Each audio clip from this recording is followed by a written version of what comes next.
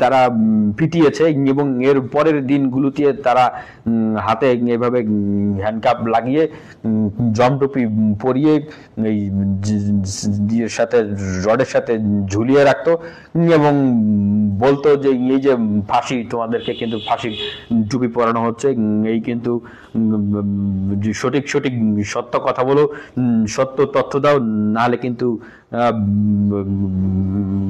গুলি করে মেরে ফেলা হবে, নাহলে কিন্তু বিপদে পড়ে যাবা, নাহলে কিন্তু বড় ক্ষতি হয়ে যাবে।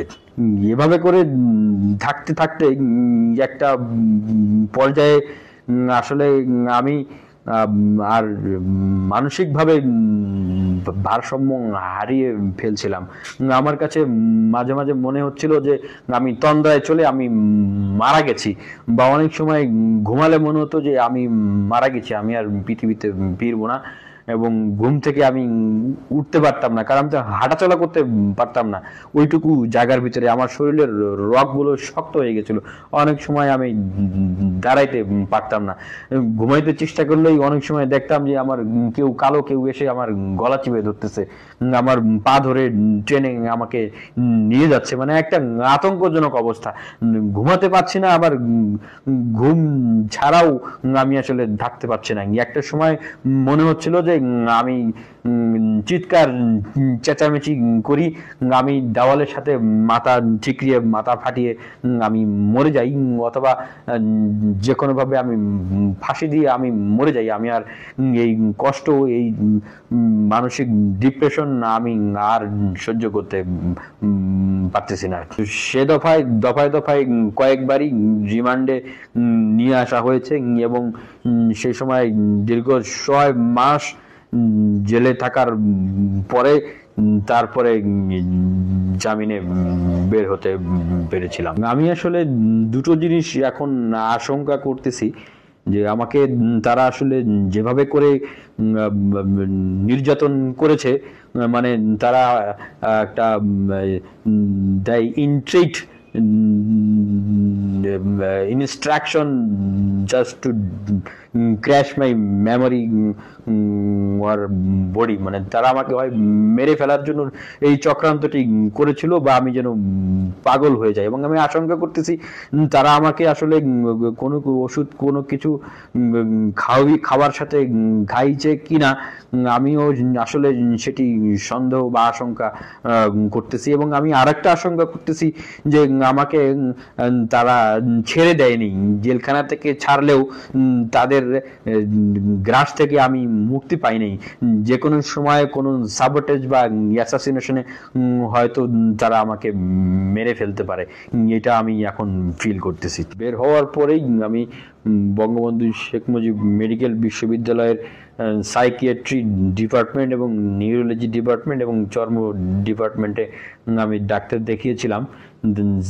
সাইকিয়াট্রি এবং নিউরোলজি দুজন ডক্টরই আমাকে ডায়াগনোসিস করে দিয়েছেন যে আমি পোস্ট ট্রমাটিক স্ট্রেস ডিসঅর্ডার আমি সাফারিং করতেছি, এবং আমাকে তারা কিছু ওষুধ দিয়েছেন, 2 সপ্তাহ পরে যেতে বলেছেন, এবং বলেছেন যে আমার কাউন্সেলিং নিতে হবে। এটি দীর্ঘ মেয়াদী একটা মানসিক একটি কঠিন একটি সমস্যা, এটি ভালো ট্রিটমেন্ট এবং ভালো চিকিৎসা কাউন্সেলিং না হলে এটি দীর্ঘ জীবনের জন্য লাইফ টাইম প্রবলেমটা থেকে যেতে পারে, এবং বিভিন্ন সময় এটা মানসিকভাবে এটা আক্রমণ করতে পারে। আর দেখছেন আসলে বাস্তবতা, আমি কথা বলতে গেলে আটকে যাচ্ছি, একই কথা বারবার ঘুরায় পেঁচায় বলছি, অনেক কথা সিকোয়েন্স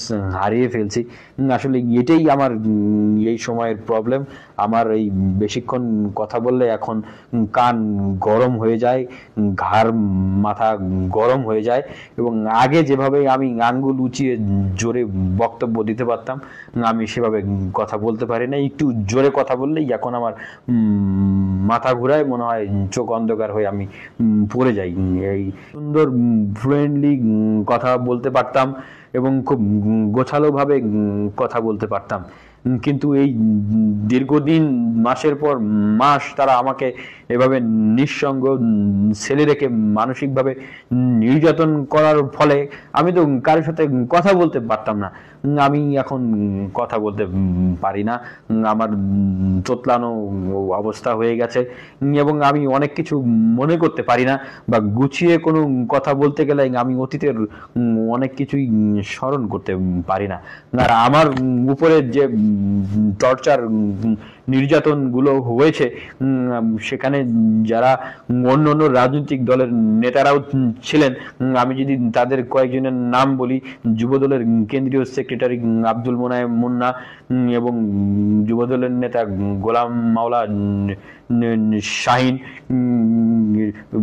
বিএনপির কেন্দ্রীয় সদস্য রবিউল ইসলাম রবি সাহেব, এরকম অনেকেই ছিলেন যারা, এবং বিএনপি নেতা শহীদুদ্দিন, যারা অনেকেই ছিলেন যারা দেখেছেন যে আমার উপরে কিভাবে তারা 24 ঘন্টা লক আপ করে আটকিয়ে রেখেছে, আমাকে বের হতে দিচ্ছে না, হ্যান্ডকাপ পরায় এবং পিঠে তারা আমাকে বেশ কয়েকটা ঘুষি দেয়, দিয়ে এক প্রকার আমাকে হতবিহ্বল করে ফেলে এবং টেনে হিচড়ে আমাকে সেখান থেকে তারা নামিয়ে নিয়ে ডিবি কার্যালয়ে চলে যায় এবং প্রতিমধ্যে বারবার তারা বলতে থাকে যে কি রাজনীতি করো, নিজের জীবনটা শেষ করলা, নিজের লাইফটা শেষ করলা, বুঝবা এরপরে কি মজা, কতদিন জেলে থাকতে হয়।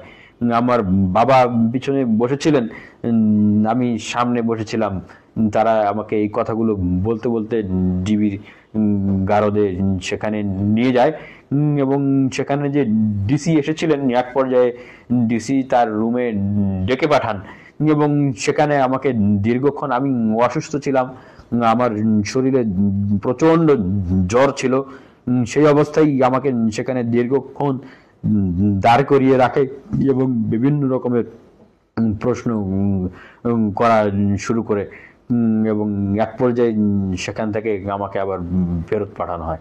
রাজনীতি যেহেতু একটা কমিটমেন্ট, একটা চ্যালেঞ্জ নিয়ে শুরু করেছি, রাজনীতি থেকে কখনো পিছপা হব না। নিজের সততা, নৈতিকতা এবং দেশপ্রেমের জায়গাটা নিরেট রেখে জনগণের পক্ষে এই লড়াইটা চলবে। একটা জিনিস অবগত করতেই হয়, আমাকে জেলে যে টর্চার করা হয়েছে একদিকে, অপরদিকে আবার দলগতভাবে আমাদেরকে নির্বাচনে যাওয়ার জন্য প্রেশার দেওয়া হয়েছে এবং আমার বাবাকেও বিভিন্ন সূত্র থেকে কল দিয়ে জানতে চাওয়া হয়েছিল যে আমি নির্বাচনে যেতে চাই কিনা।